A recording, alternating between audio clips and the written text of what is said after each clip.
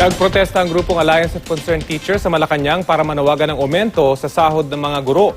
Ang isang gate ng palasyo kanila pang kinandado. Mula sa Maynila, may ulat on the spot si Teresa Andrada. Tere?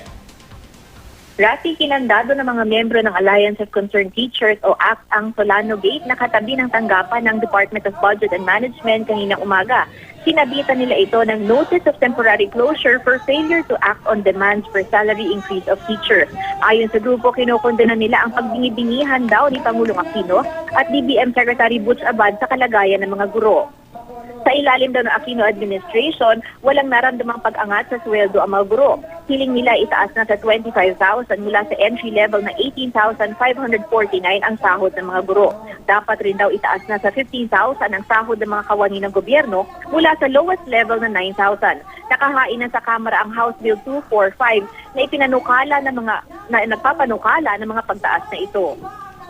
Nagbanta ang grupo ng sunod-sunod na mga kilos protesta at kung magpapatuloy daw na magbibingi-bingihan ng Pangulo at ang DBM, banta nila maglulunsad na sila ng mass leave sa darating na pasukan sa Hunyo.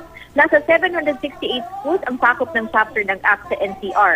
Nasa 55,000 public school teachers ang kasama sa kanilang grupo at nationwide naman daw ay nasa 100,000 ang regional chapter members nila. Maayos namang tinapos ng grupo ang kanilang kilos protesta kanina at tinanggal na rin ang kandado bago sila umalis. Kaya sa ngayon ay bukas na ulit ang Solano Gate para daanan ng mga sasakyan. Sa isang statement, sinabi naman ni DepEd Secretary Armin Luistro na hindi naman tutol ang DepEd sa pagtaas sa sahod ng mga guro kung may sapat na pondo para dito. Kinikilala rin daw ng DepEd ang karapatan ng mga guro na isa publiko ang kanilang mga hinaing.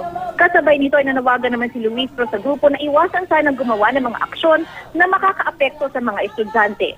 Bilang mga civil servants, sana raw ay isaalang-alang ng mga grupo ang interes ng mga estudyante. Sinusubukan pa natin, Rafi, ngayon na kuna na pahayag ang DBM hinggil sa issue. At yan muna ang latest mula dito sa Maynila. Rafi? Maraming salamat, Teresa Andrada.